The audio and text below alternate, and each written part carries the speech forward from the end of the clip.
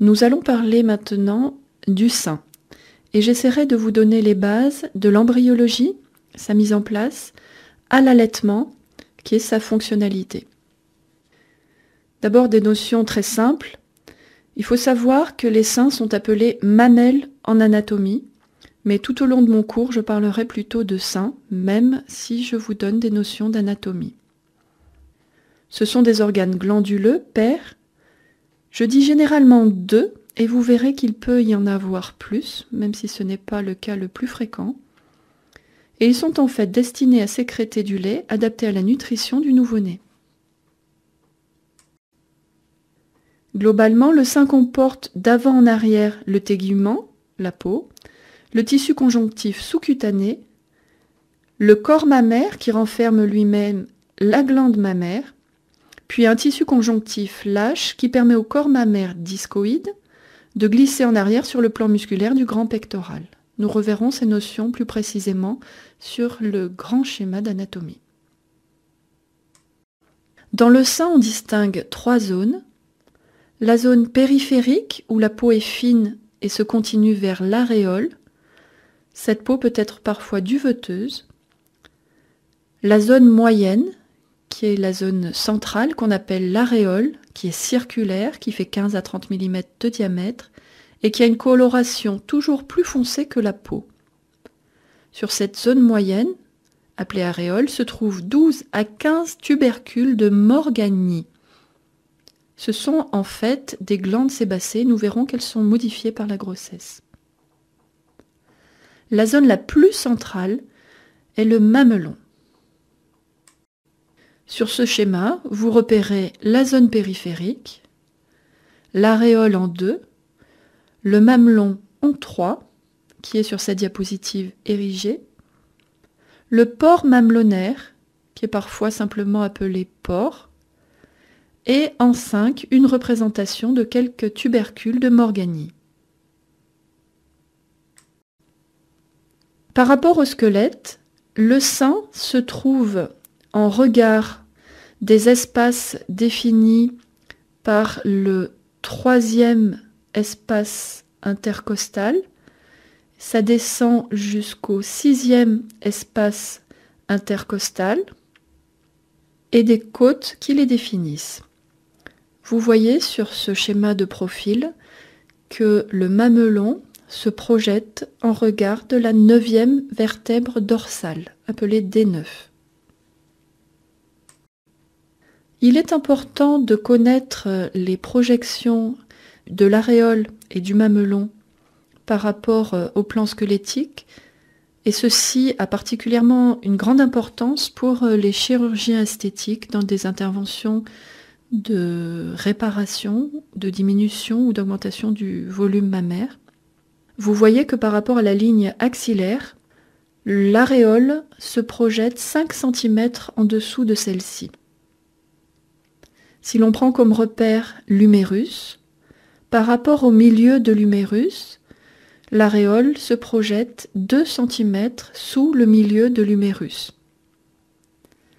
Enfin, de façon centrale, l'aréole se trouve environ 1 cm à l'intérieur par rapport au milieu de la clavicule.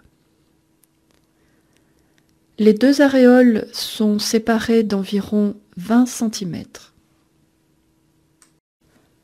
Sur ce grand schéma d'anatomie se retrouvent groupées toutes les notions qui seront importantes à connaître pour comprendre le fonctionnement du sein, pour avoir quelques bases pour comprendre la chirurgie éventuellement réalisée sur le sein et mieux comprendre les mouvements que le sein peut effectuer par rapport aux autres éléments anatomiques. En commençant par la face antérieure, vous voyez en 1, qui recouvre ce que nous verrons secondairement pour être un muscle en marron, le fascia prépectoral. Il est prépectoral puisqu'il se trouve en avant du muscle pectoral. Le deuxième fascia, le numéro 2, le fascia superficialis thoracique, est important puisque le sein, la glande mammaire, va se développer à l'intérieur d'un dédoublement de celui-ci. En 3 se trouve la lame rétromammaire du fascia superficialis, qui est la partie postérieure du sein. Et en 4, la lame prémammaire du fascia superficialis.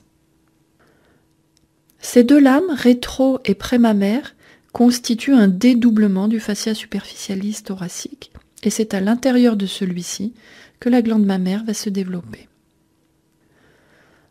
En 5, vous voyez qu'il y a quelques crêtes qui pénètrent dans le sein et qui entourent ce que vous verrez être de la graisse. On appelle ceci le ligament suspenseur du sein. En fait, c'est un ligament qui est très peu suspenseur, mais il fait partie des rares moyens de suspension qu'a le sein. En 6 sont représentés quelques canaux galactophores. On en reparlera tout au long de ce cours, mais les canaux galactophores sont les canaux qui vont porter le lait. Galacto pour lait, phore pour porter. Et en fait, c'est dans ceci que se retrouvera toute la production lactée avant d'être éjectée par le porc. Vous voyez également un profil de l'aréole qui a une structure anatomique différente du tégument cutané du sein. Le sein est entouré d'une couche graisseuse prémammaire. Ce sont toutes les logettes que vous voyez représentées en jaune. À l'arrière de la glande mammaire se trouvent les différents muscles. Tout en haut se trouve le muscle sous-clavier. En avant du poumon, et c'est le numéro 11, vous voyez que se trouve un fascia représenté en noir qui représente la plèvre. Donc, même si celle-ci a 2 feuillets pour permettre les mouvements d'expansion du poumon, elle est représentée par un simple trait ici. Vous voyez ensuite différents fascias qui vont recouvrir les structures. Donc, un fascia endothoracique en 12, et c'est le trait noir qui jouxte les côtes qui sont représentées en gris. Un fascia thoracique profond, et il est représenté en vert sur ce schéma. C'est ce que pointe la flèche 13. Il y a ensuite un fascia qui entoure 2 muscles. C'est le fascia clavipectoral en vert. Et enfin, les muscles petit pectoral, le 15, et grand pectoral qui se trouvent juste derrière le sein, en 16. Une autre structure importante est la couche séreuse rétromammaire qui participe à la capacité de mouvement du sein sur le thorax et sur le muscle grand pectoral. Une atteinte de cette couche séreuse rétromammaire par une tumeur du sein est de très mauvais pronostic, et en examinant un sein, si une partie reste bloquée, collée sur le muscle grand pectoral, vous pouvez d'emblée avoir un fort soupçon d'une tumeur cancéreuse. En 18 se trouve le poumon. Sur ce schéma, je n'ai représenté que les principales artères qui vont participer à l'irrigation du sein. La grande artère représentée en 1 se trouve à l'endroit du sternum, c'est l'artère thoracique interne. Elle va vasculariser la partie interne du sein, les cadrans supérieurs et inférieurs internes du sein, de chaque sein. La partie externe, les cadrans supérieurs et inférieurs externes, vont être vascularisés par des rameaux de l'artère thoracique latérale, en 2. En 3 se trouve un des rameaux profonds de l'artère thoracique interne. Il va vasculariser la partie la plus profonde du sein. Et bien sûr, différentes artères intercostales, dont l'une est fléchée en 4, vont participer à cette vascularisation du sein. La partie qui se trouve à l'intérieur du sein est appelée l'artère intercostale ventrale et la partie qui se trouve vers l'extérieur du sein est appelée artère intercostale dorsale. Concernant le drainage veineux du sein, il se fait principalement vers la veine cave supérieure. Une voie de drainage importante pour la partie interne du sein, les cadrans supérieurs et inférieurs internes du sein, est représentée par la veine thoracique interne. Et concernant le drainage des parties externes du sein, c'est la veine thoracique latérale qui est la plus importante. Vous voyez qu'est représenté aussi le départ de la veine axillaire et nous verrons que le creux axillaire qui se trouve sous le bras est une partie importante pour le drainage du sein, drainage veineux et drainage lymphatique, puisque c'est souvent à cet endroit-là que vont se trouver des ganglions envahis en cas de cancer du sein. Sur ce schéma sont représentés les principaux groupes de drainage lymphatique et je ne détaille pas tous les relais et tous les nœuds lymphatiques qui seront intéressants surtout pour ceux qui envisagent de faire de la chirurgie mammaire. En A se trouve le groupe axillaire homolatéral, donc c'est dans le creux qui se trouve sous le bras, le creux où on fait les chatouilles. Et il y a énormément de ganglions à cet endroit-là qui participent au drainage du sein, partie externe, inférieure et supérieure. En B se trouve le groupe supraclaviculaire. Donc c'est un endroit où on peut sentir un ganglion en cas de cancer du sein. Et si vous apprenez ce que j'espère que vous ferez si vous réussissez à palper les aires ganglionnaires, vous verrez que c'est une aire très accessible et normalement dénuée de ganglions. En C se trouve le groupe thoracique interne qui participe plus souvent au drainage lymphatique de la partie interne du sein, des cadrans supérieurs et inférieurs internes du sein. Mais il faut savoir qu'il peut y avoir un drainage jusqu'au groupe axillaire contralatéral pour un seul sein. Voyons maintenant comment le sein se met en place chez l'homme. Tout commence assez tôt avec l'apparition de ce que l'on appelle la crête mammaire primitive, qu'on appelle parfois la crête lactée, autour de la 7e semaine de développement. Une bonne partie de cette crête mammaire primitive va dégénérer et autour de 12 semaines, on va déjà voir persister une seule partie avec ce qui deviendra le bourgeon mammaire en regard des futures 3e à 7e côtes. Ce bourgeon mammaire va se développer entre 13 et 20 semaines puisque vont être créés une quinzaine de canaux qui vont avoir à leur extrémité des vésicules et qui vont donner la base de la structure lobulaire du sein. Le stroma autour de ces structures va également se différencier. C'est à la 24e semaine qu'apparaît l'aréole et la différenciation de toutes ces structures va se poursuivre jusqu'à la naissance.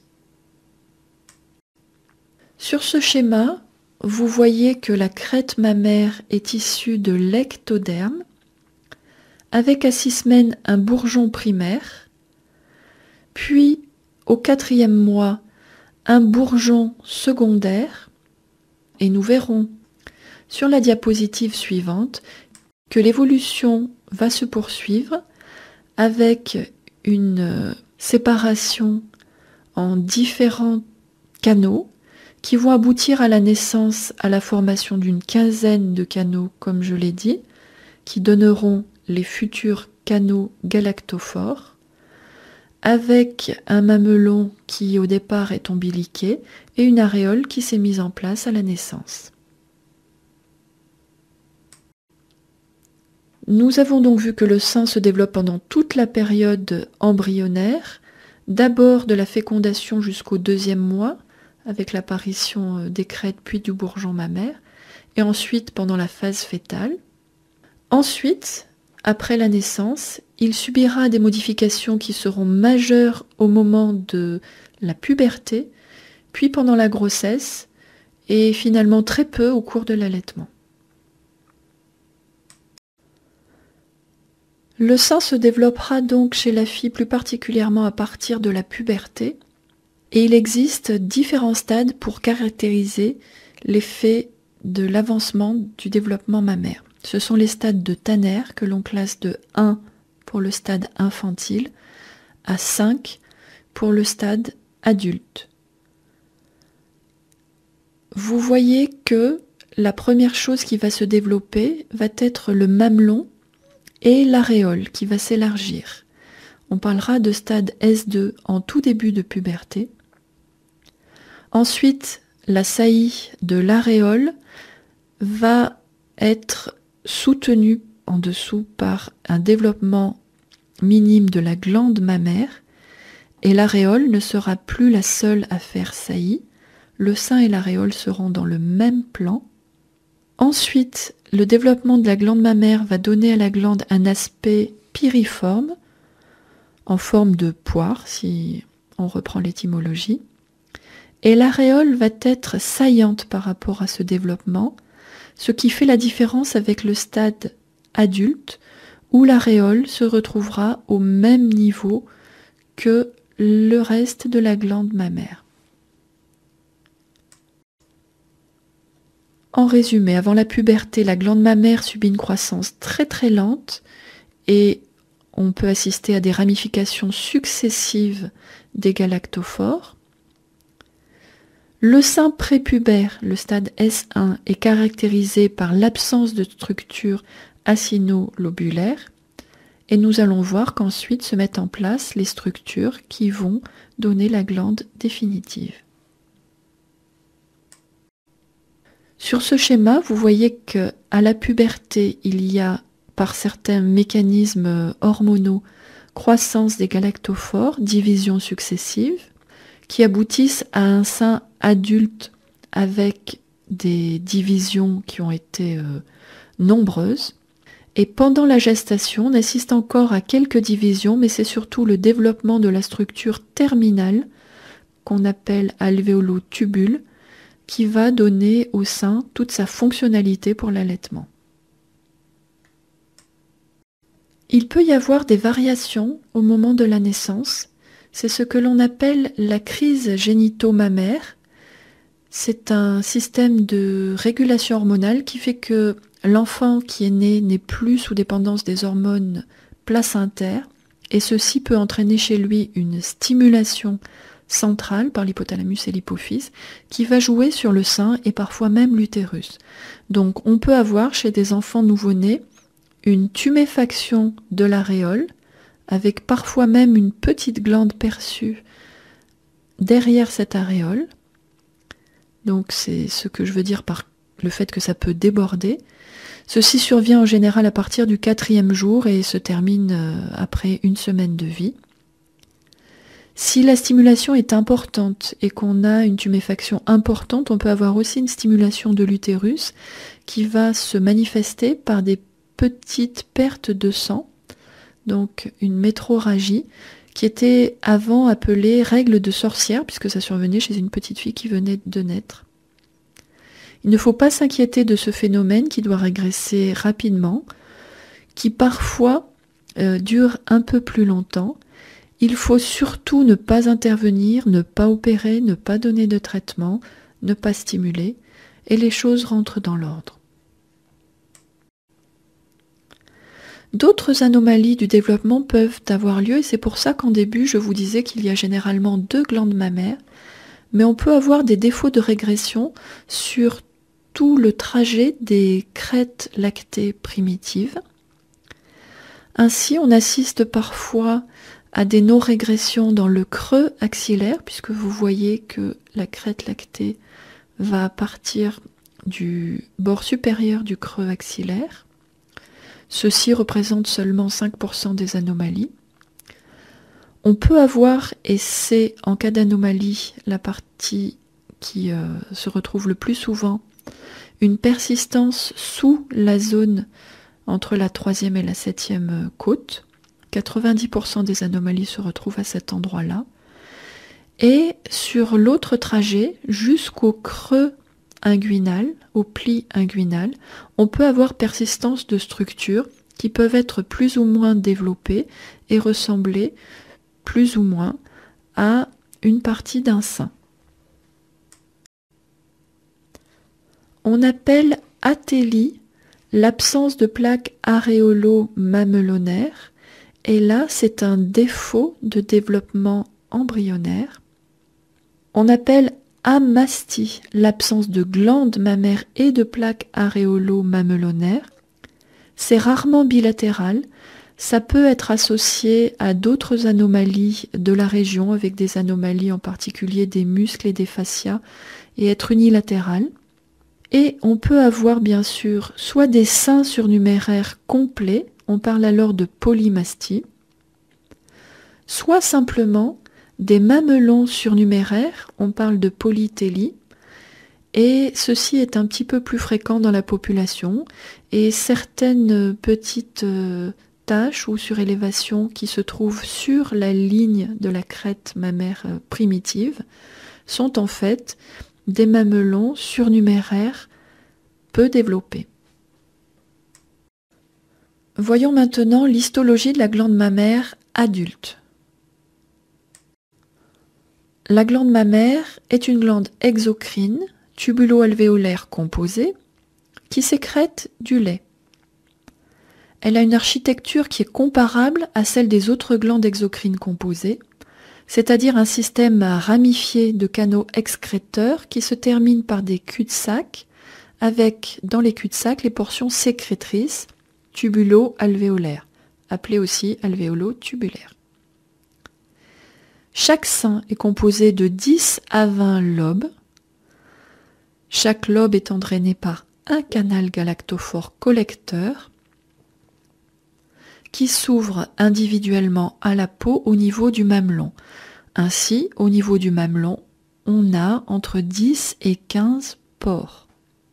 Chaque lobe est lui-même constitué de lobules, chaque lobule étant constitué de tubulo-alvéoles qui correspondent à la partie sécrétrice de la glande.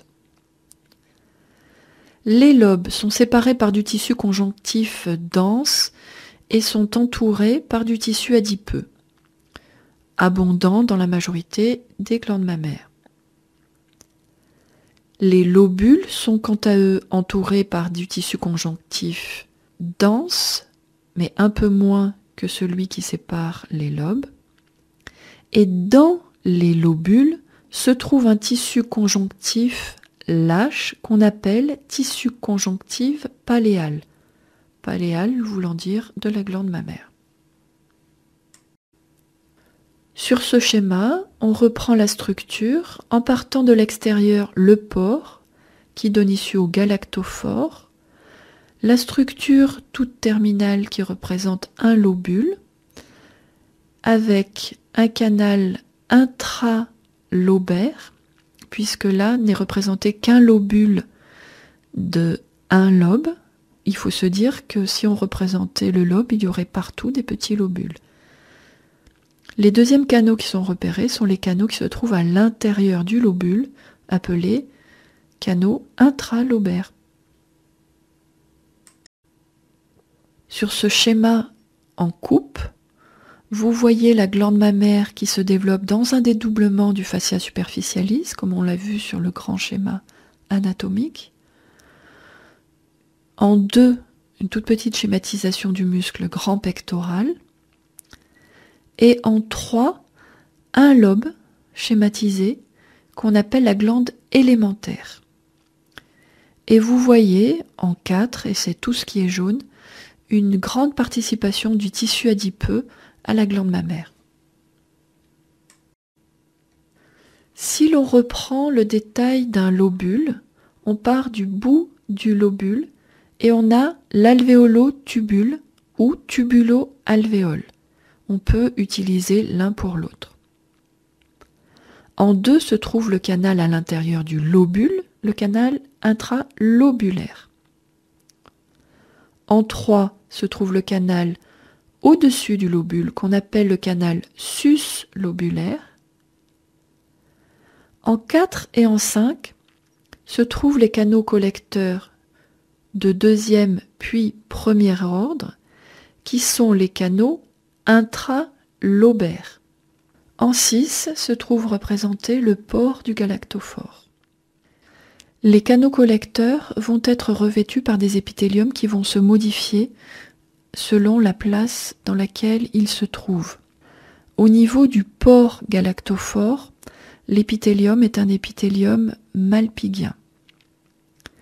Au niveau du canal collecteur de premier ordre, il y a un épithélium pluristratifié, alors qu'au niveau des canaux excréteurs, les segments sont revêtus par un épithélium cubique simple qui a la particularité de reposer sur des cellules myoépithéliales. Et tout au bout, au niveau de l'alvéolotubule, les cellules myoépithéliales sont très présentes et enserrent quasi la totalité du canal. Vous voyez sur ce schéma de l'alvéolotubule et du départ du canal intralobulaire que les cellules myoépithéliales enserrent véritablement l'épithélium sous-jacent, et c'est la contraction de ces cellules myoépithéliales représentées sur ce schéma en marron qui va permettre l'excrétion et la progression du lait sécrété dans les canaux. Sur cette coupe, vous voyez plusieurs canaux alvéolo-tubulaires qui sont quasiment complètement entourés par les cellules myoépithéliales. Et vous repérez ce tissu conjonctif lâche, tissu conjonctif paléal, dans lequel se trouvent des plasmocytes. Ces plasmocytes ont un rôle important puisqu'ils vont participer à la production d'immunoglobulines qui passeront dans le lait maternel. L'organisation vue d'un petit peu plus loin, vous avez un lobule qui est représenté en vert clair, et dans ce lobule, vous voyez une part d'alvéolotubule en marron et différentes coupes des tubes collecteurs suivant leur portion.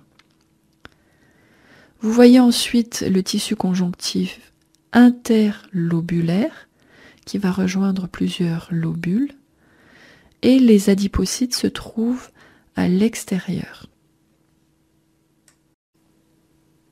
Ce schéma représente l'épithélium tubulo-alvéolaire ou alvéolo-tubulaire, et vous voyez qu'il est représenté par une lame basale qui est en 7, les cellules myoépithéliales, dont une est représentée en 1, et des cellules très actives, très sécrétrices, qui comprennent de nombreux organites. Ce sont les cellules de l'épithélium alvéolo-tubulaire qui vont sécréter le lait. Vous voyez en 3 des mitochondries, en 4 des vacuoles lipidiques, en 5 un schéma d'un appareil de Golgi. Les réticulums endoplasmiques lisses et granuleux ne sont pas représentés, mais sont bien sûr présents en grand nombre dans une cellule de cet épithélium sécrétoire. Et enfin en 6, un noyau avec sa bicouche lipidique discontinue autour. Nous n'entrerons pas plus dans la structure histologique du sein, bien que ceci puisse être très intéressant, surtout pour comprendre les différents cancers qui peuvent s'y développer, mais nous allons parler de l'allaitement. Le lait humain est l'aliment idéal pour les 6 premiers mois de la vie du nouveau-né. C'est un aliment complet, suffisant, et il s'adapte aux besoins nutritionnels et immunologiques de l'enfant à mesure qu'il grandit et se développe. Les mécanismes qui régulent tout ceci sont partiellement connu, et j'insisterai au cours de la suite de ce topo sur ce qu'il est important de connaître pour pouvoir l'expliquer à des patientes qui auraient besoin d'explications. Le sein se prépare à l'allaitement pendant la grossesse, et pendant la première moitié de la grossesse, c'est là que le sein va avoir la plus forte progression en taille, puisqu'on assiste à une hyperplasie rapide de la glande sous l'influence d'abord de la progestérone. Le réseau veineux va également se dilater et on pourra voir sous la peau le réseau de Haller qui va entourer l'aréole en général.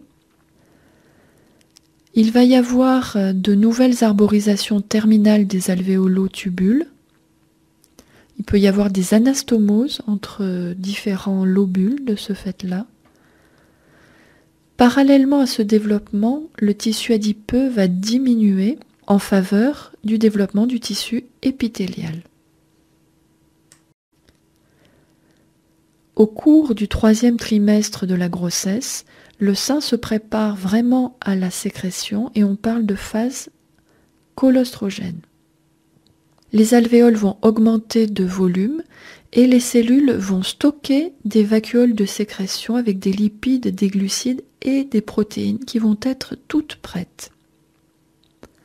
Ces synthèses vont être stimulées par la prolactine, mais cet effet de la prolactine va être limité par les nombreuses hormones sécrétées par le placenta, dont la progestérone et d'autres facteurs locaux comme l'EGF, Epidermal Growth Factor, et le TGF-alpha, Tumor Growth Factor alpha.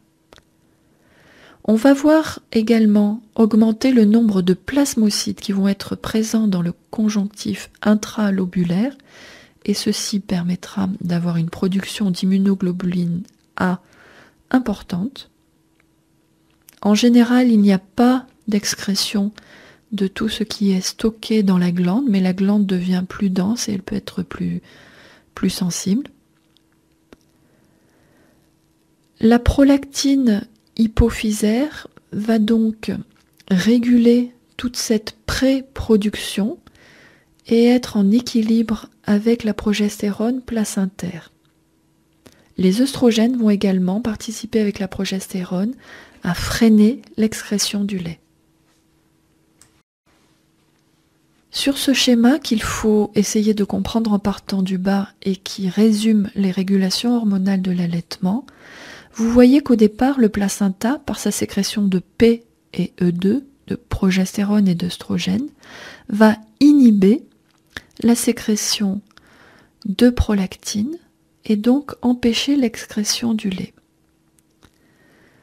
La tétée, une fois que le bébé est né, va provoquer plusieurs choses. D'abord, va provoquer par voie nerveuse une augmentation de la sécrétion d'ocytocine. Et l'ocytocine va faire se contracter les cellules myoépithéliales et ainsi favoriser l'excrétion du lait qui a été préparé. La prolactine aussi aura un effet plus important, surtout en début d'allaitement, puisqu'elle ne subira plus l'inhibition liée au placenta qui a disparu. Il est important de comprendre que la tétée va non seulement augmenter la production d'ocytocine pour favoriser l'excrétion du lait, mais également diminuer la sécrétion de GnRH, ce qui va diminuer la production des hormones qui normalement stimulent l'ovulation, donc diminution de la FSH et de la LH, et que ceci entraînera une diminution des œstrogènes et de la progestérone, donc ceci favorisera la sécrétion d'ocytocine et de prolactine, mais ceci induira également une infertilité relative. Pour résumer, la succion du mamelon va entraîner la sécrétion d'ocytocine qui va favoriser l'excrétion du lait, va inhiber par le biais d'une freination du GnRH la production par l'hypophyse des hormones qui stimulent normalement l'ovulation et va faire en sorte que la prolactine va être plus active. Au bout d'un certain temps, quand l'allaitement est mis en place, ce système devient presque réflexe et la prolactine n'a plus qu'une part minime. C'est pour ceci que quand on veut inhiber une lactation qui a démarré, on utilise au départ des antiprolactines, pour rester simple, alors que plus tard, il faut simplement espacer les tétés, diminuer les sécrétions d'ocytocine pour arriver à diminuer la production lactée. Concernant le lait, il y en a de différents types. Le lait préterme, quand les enfants naissent prématurément, le colostrum, qui va avoir une sécrétion pendant quelques jours après la naissance, puis pendant une phase d'adaptation, le lait de transition et enfin le lait mature. Le lait préterme sera sécrété en cas d'accouchement prématuré et principalement quand la phase colostrogène n'a pas encore eu lieu. Il est intéressant de savoir que cette production de lait préterme va durer assez longtemps. C'est un lait qui va être extrêmement bien adapté pour les enfants nés prématurément, sauf pour ceux qui auront un poids de naissance inférieur à 1500 grammes, puisque ce lait manquera de calcium, de phosphore et de protéines. On peut ajouter à ce lait préterme des compléments pour faire face aux besoins d'un prématuré de moins de 1500 grammes. Mais la nature fait en sorte que ce lait préterme contient plus de protéines que le colostrum et le lait mature, moins de lactose sur un système digestif prématuré qui est immature, et plus d'immunoglobuline A et de lactoferrine, qui sont des protéines qui participent à la protection anti-bactéries. Le colostrum est sécrété dans les premiers jours après la naissance. Il est produit pendant 3 ou 4 jours. C'est un liquide qui est jaunâtre, très épais, qui a une haute densité et un faible volume. Le volume qui va être absorbé par l'enfant lors des tétées va être de quelques centimètres cubes par tétée, mais ceci va être suffisant pour répondre aux besoins du nouveau-né. Il aura ainsi un liquide très concentré et ceci suffira. On trouve dans le colostrum 2 g de graisse pour 100 ml, 4 g de lactose, 2 g de protéines et ce colostrum apporte environ 67 kcal par 100 ml. Il est moins riche en sucre que le lait mature, moins riche en graisse et en vitamines hydrosolubles, mais il contient plus de protéines, ce qui permet à cette période, juste après la naissance, où le catabolisme est important, de participer à la restructuration. Il a une concentration très élevée en immunoglobuline A et en lactoferrine. Je l'ai déjà dit tout à l'heure, mais ce sont des protéines qui sont importantes pour la protection contre les bactéries. Et il faut savoir que le colostrum étant très concentré, même des petits volumes apporteront la même quantité, 2 à 3 g d'immunoglobuline A et de lactoferrine, qu'un volume plus important de lait mature plus tard. Ce colostrum contient également des oligosaccharides et des éléments nucléés en nombre important, et puisqu'on en compte jusqu'à 100 000 par millimètre cube, qui vont apporter une protection efficace au nouveau-né contre les germes de l'environnement. Et il est important de savoir que ceci est particulièrement adapté puisque tout ce qui est produit correspond aux stimulations qui sont subies par la mère et que généralement l'environnement de la mère est celui du nouveau-né. Le colostrum a un rôle important puisqu'il va faciliter l'élimination du méconium. Son contenu va également favoriser le développement dans l'intestin du nouveau-né d'une flore particulièrement adaptée avec du Lactobacillus bifidus. Je sais, ceci vous rappelle des yaourts, mais souvent on essaye de faire comme la nature, simplement. Le développement de cette bactérie va protéger le nouveau-né de la maladie hémorragique du nouveau-né, du stress oxydatif qui peut être entraîné par l'ingestion d'autres substances, et il a un pouvoir bactériostatique également. Toutes les immunoglobulines qui se trouvent dans le colostrum vont tapisser la paroi intestinale du nouveau-né. C'est une paroi qui est immature et qui, si elle n'est pas tapissée par ces immunoglobulines, risque de faire passer dans la circulation du nouveau-né des protéines dont on pense qu'elles ont un rôle immunogène, qu'elles vont stimuler l'immunité et que ceci participe probablement à l'augmentation du nombre d'allergies que l'on voit apparaître de nos jours. Le fait que le colostrum soit en petite quantité aussi permet au nouveau-né d'apprendre à téter, respirer, ce qui n'est pas évident. Et quand il a pris cette structure, quand il a appris ce rythme, il pourra téter de façon plus longue. Il y a également des facteurs de croissance dans ce colostrum qui vont stimuler la mise en place de tous les phénomènes de maturation chez l'enfant.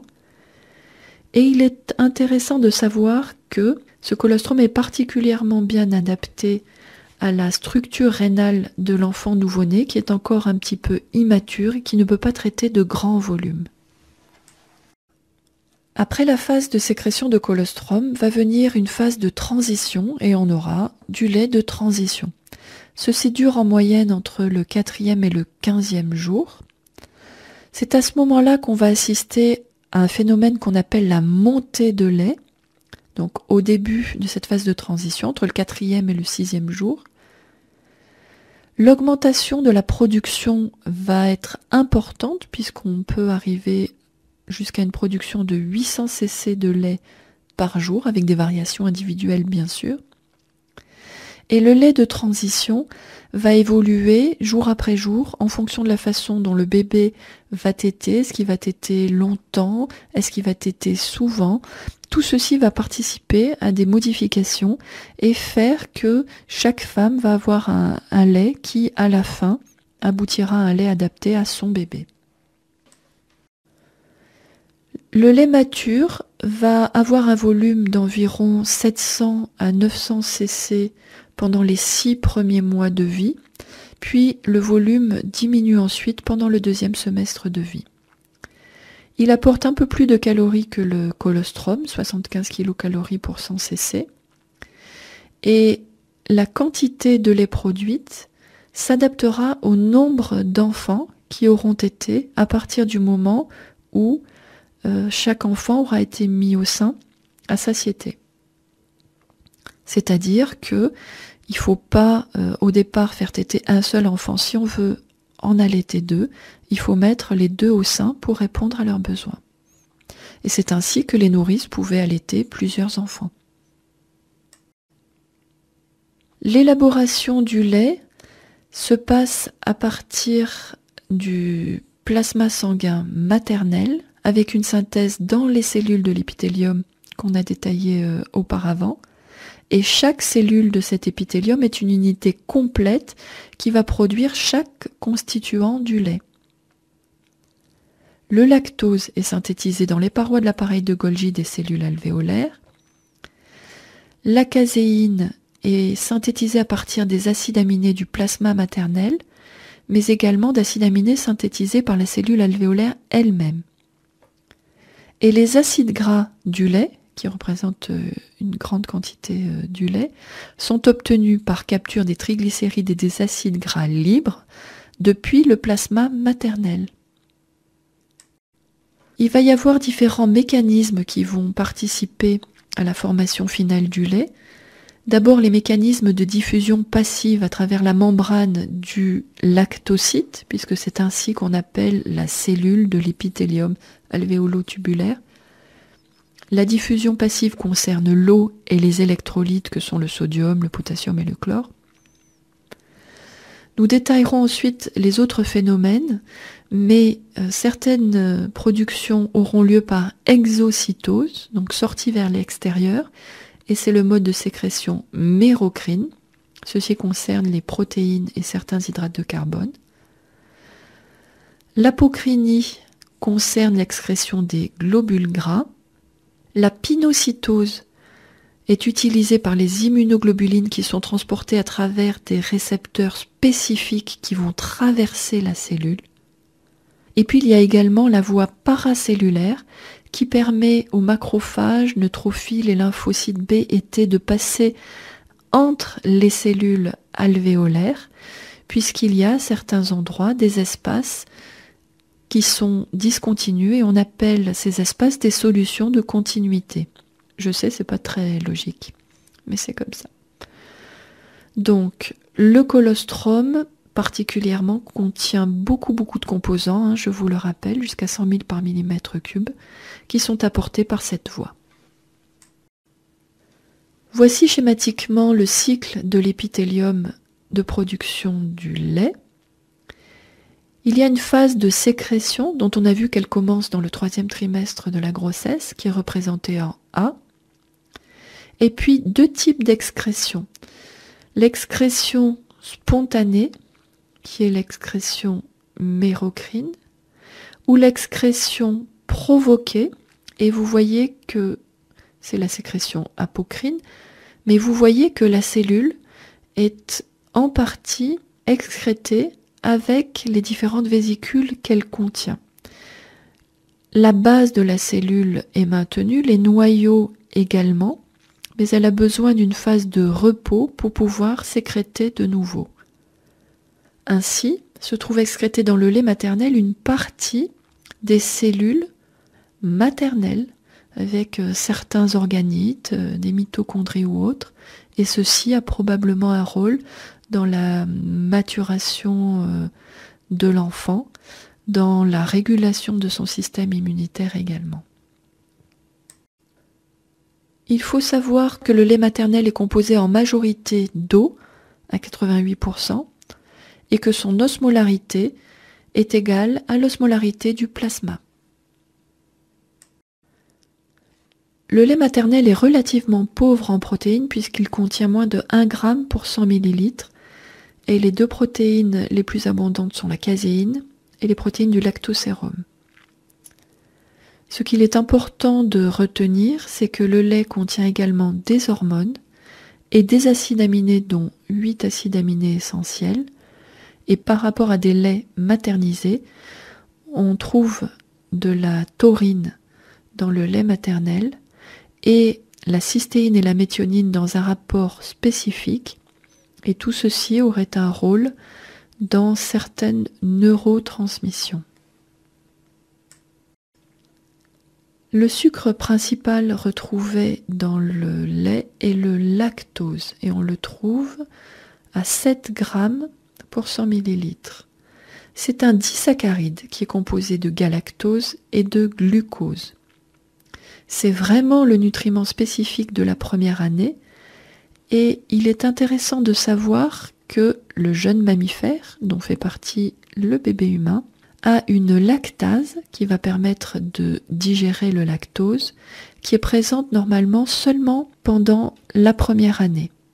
Cette lactase peut être maintenue si l'on continue à boire du lait de façon suffisante, mais ceci n'est pas le cas chez les gens d'origine asiatique, par exemple, qui vont avoir une quasi-totale intolérance au lait.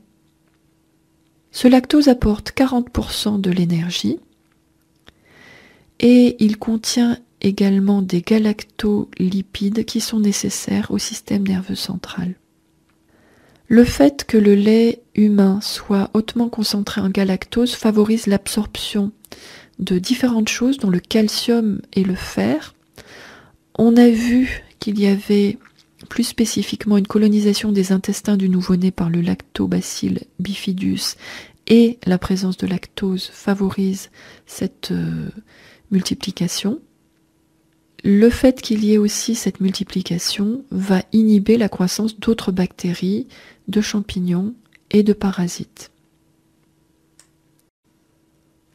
Les lipides vont être le produit le plus variable dans le lait humain Et l'on voit que de 2 grammes pour 100 millilitres dans le colostrum à 4 grammes pour 100 millilitres à partir du 15e jour dans le lait mature, les variations peuvent être importantes.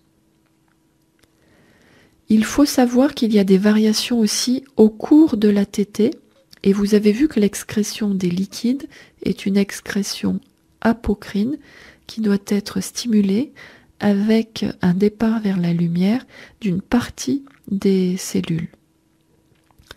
Donc, le lait de fin de tétée est beaucoup plus concentré en lipides qu'en début de tétée. C'est pour ça qu'il est important, quand on analyse la façon dont un enfant tète, de savoir s'il tète souvent un petit peu, parce qu'on peut suspecter qu'il ne va pas assez loin dans la tétée pour avoir la partie lipidique du lait. Les lipides contenus dans le lait maternel sont dans un rapport assez fixe avec une majorité d'acides gras polyinsaturés, dont certains à chaîne longue, dont vous savez que ce sont les acides gras qu'il faut favoriser dans l'alimentation, même dans l'alimentation de l'adulte. On l'a déjà dit, les graisses sont la principale source d'énergie du lait maternel. Et il faut savoir qu'il y a une immaturité chez le nouveau-né qui fait que la lipase nécessaire à la digestion des lipides n'est pas encore sécrétée par le pancréas du nouveau-né. Et ceci est compensé par des lipases qu'on va retrouver au niveau des sécrétions faites par la langue et par l'estomac du nouveau-né, et également par une lipase qui est directement contenue dans le lait maternel et qui ne s'activera, qui ne sera active que dans un certain pH, donc en arrivant dans le duodénum avec la présence des sels biliaires. Le lait humain est également riche en cholestérol, et ceci va avoir un rôle dans la façon dont le métabolisme du cholestérol se mettra en place pour être maintenu ensuite chez l'adulte. On trouve de très nombreux autres composants dans le lait maternel, en particulier du fer et des sels minéraux. Cette composition en fer et en sels minéraux n'est pas affectée par l'alimentation maternelle. Il y a des mécanismes de compensation qui fait que le lait va tout faire pour apporter à l'enfant suffisamment de fer et de sels minéraux. Il n'y a que dans des cas d'extrême dénutrition maternelle que, malgré ces phénomènes qui vont vraiment vider la mère de ses réserves, le lait ne sera pas suffisamment riche. Donc, d'une façon naturelle, tous les laits sont suffisamment riches. Il est intéressant de savoir que les sels minéraux dans le lait humain sont en concentration plus basse que dans toutes les formules industrielles, mais que ceci est probablement compensé par des mécanismes de biodisponibilité qui sont plus importants et qu'il existe probablement une adaptation en fonction de la maturité de certains systèmes chez le nouveau-né. Normalement, le lait maternel ne concentre pas le plomb, on en trouve très peu, mais il va concentrer l'iode et il faudra faire attention à certains traitements, en particulier des traitements cutanés, dermatologiques que l'on peut donner aux mamans et qui peuvent apporter une trop grande concentration d'iode dans le lait au nouveau-né. J'espère vous avoir convaincu de l'adaptation du lait maternel à l'enfant et vous avoir éclairé sur certains phénomènes de développement normaux ou anormaux du sein.